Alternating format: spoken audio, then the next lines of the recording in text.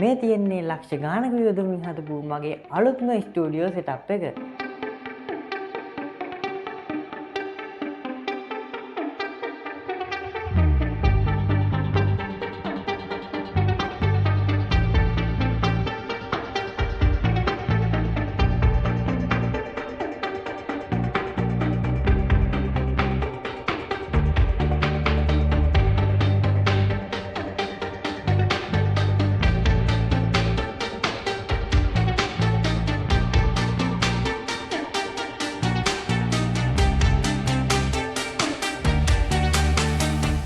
ඉතින් මීට කලින් හදපු සෙටප් වලට වඩා මට ඕන වුණා මේ සෙටප් එක හොඳ සිම්පල් විදියට හදන්න.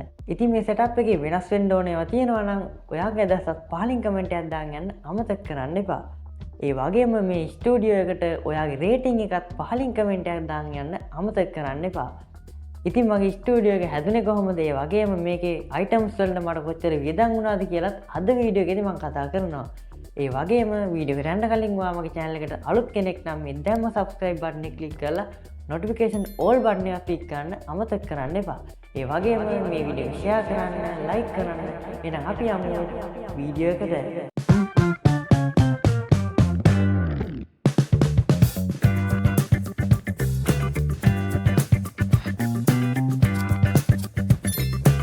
ඉතින් මේ ස්ටුඩියෝ සෙටප් එක හදන්න මම තෝරගත්තේ අබේ ගෙදර අයින් කරලා තිබ්බ පොඩි කාමරයක්.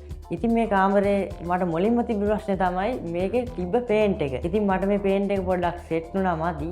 ඒ හින්දා මම මේකට ග්‍රේ කලර් එක ඇප්ලයි කරන්න තීරණය කළා. ඉතින් මම මුලින්ම කරේ මේ අපේ ස්ටුඩියෝ සෙටප් එකේ වෝල් එකට පේන්ට් එක ඇප්ලයි කරපු එක. ඉතින් මේ පේන්ට් එකට මට ආසන්න වශයෙන් රුපියල් 4000ක් වගේ මුදලක් වියදම් වුණා. ඉතින් ඊළඟට මම මගේ ස්ටුඩියෝ සෙටප් එකේ පොළවට ෆ්ලෝ කාපට් එකක් ඇප්ලයි කරා. ඉතින් මම මේ ස්ටුඩියෝ සෙටප් එකකට පාවිච්චි කරේ මම කලින් පාවිච්චි කරපු මගේ ටේබල් එක. ඉතින් මම මේ පාවිච්චි කරන චෙයා එක ඇත්තටම ගේමින් චෙයා එකක් නෙමෙයි, නෝමල් ඔෆිස් චෙයා එකක්. මේකට මට ගියා රුපියල් 24000ක වගේ මුදලක්. ඉතින් ඊළඟට මම මගේ වෝල් එකට වෝල් පැනල්ස් ඇප්ලයි කරා. ඉතින් ඒකෙන් මගේ ස්ටුඩියෝ සෙටප් එකට මාරම ලුක් එකක් ඇඩ් වුණා. ඉතින් මම මේ ඇප්ලයි කරපු වෝල් පැනල්ස් වල ප්‍රයිසස් ඒ වගේම මේවා කොහෙන්ද මිලදී ගන්න කියලා දැනගන්න කැමති නම් මම වීඩියෝ එකක් කරලා තියෙනවා. එන්නේ වීඩියෝ එක මෙන්න මෙතනින් වටන කාඩ් එකෙන් ක්ලික් කරලා ගිහලා බලන්න පුළුවන්. ඉතින් මගේ ස්ටුඩියෝ සෙටප් එකේ නැචරල් ගතිය තවත් වැඩි කරන්න ඕන හින්දා මම මේ ස්ටුඩියෝ සෙටප් එකට ආටිෆිෂල් ප්ලාන්ට් ඇප්ලයි කරා. ඉතින් ඒකේ මාරම ලුක් එකක් මේ ස්ටුඩියෝ සෙටප් එකට මට ගන්න පුළුවන් වුණා.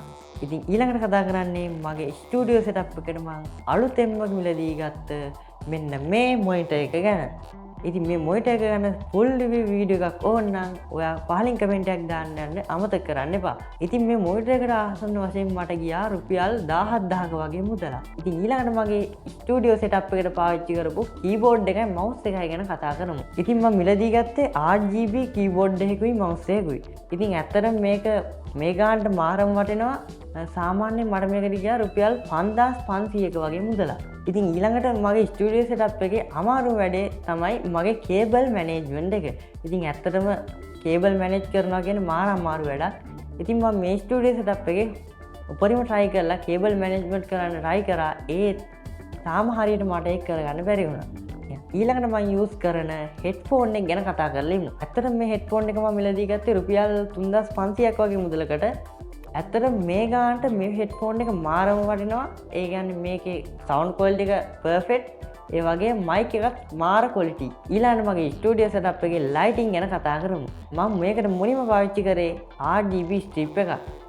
ඒක නම් මට උනේ රුපියල් 1100කට වගේ තමයි මම මේක මිලදී ගත්තේ. ඊළඟට මම මේකට නියෝන් ස්ට්‍රිප් එකක් මිලදී ගත්තා. ඒක මට වුණා රුපියල් 1700ක වගේ මුදලක්. ඇත්තට මේක ගානට වටින මාරම නියෝන් ස්ට්‍රිප් එකක්. මොකද කිව්වොත් මේකේ මාරම ලස්සන කලර්ස් තියෙනවා. ඒ වගේම මගේ ස්ටුඩියෝ එකට මාරම ලුක් එකක් මේ නියෝන් ලයිට් ස්ට්‍රිප් එකෙන් මට ගන්න පුළුවන් වුණා. දැන් අපි කතා කරමු මගේ මේ තිරේ පිටුපස ලයිටින් ගැන.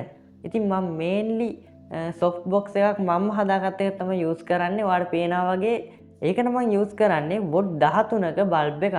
ඇත්තටම මේකෙන් මට සාමාන්‍ය ලොකු වැඩක් කරගන්න පුළුවන්. ඊළඟට මම මේකට රින් ලයිට් එකකුත් පාවිච්චි කරනවා. මේ රින් ලයිට් එක නම් ආසන්න වශයෙන් රුපියල් 2000කට වගේ තමයි මම ඩරස් එකකින් මිලදී ගත්තේ. මේ රින් ලයිට් එක ගැන දැනගන්න කැමති කෙනෙක් ඉන්නවා නම් මෙන්න මේ වීඩියෝ එක බලන්න අමතක කරන්න එපා. ඊළඟට කතා කරමු මගේ මේ ස්ටුඩියෝ එකේ වීඩියෝ හැදෙන විදිය. ඉතින් මගේ වීඩියෝ රෙකෝඩ් වෙන්නේ Redmi 15C කියන ෆෝන් එකේ. ඉතින් ඒ ෆෝන් එක ගැන රිවිව් එකක් ඕන නම් අනිවාර්යෙන් පහලින් කමෙන්ට් එකක් දාගන්න අමතක කරන්න එපා. ඒ වගේ මම මේ රෙකෝඩ් කරන මයික් එක තමයි Boya BY-M1 කියන මයික් එක. ඉතින් මං හිතනවා මේ වීඩියෝ එකෙන් මගේ ස්ටුඩියෝ සෙටප් එක ගැන ඔයාලට ලොකුම අයිඩියා එකක් ගන්න පුළුවන් වුණා කියලා. ඉතින් මගේ ස්ටුඩියෝ සෙටප් එක ගැන ඔයාට හිතෙන දේවල් පහලින් කමෙන්ට් එකක් දාගන්න අමතක කරන්න එපා.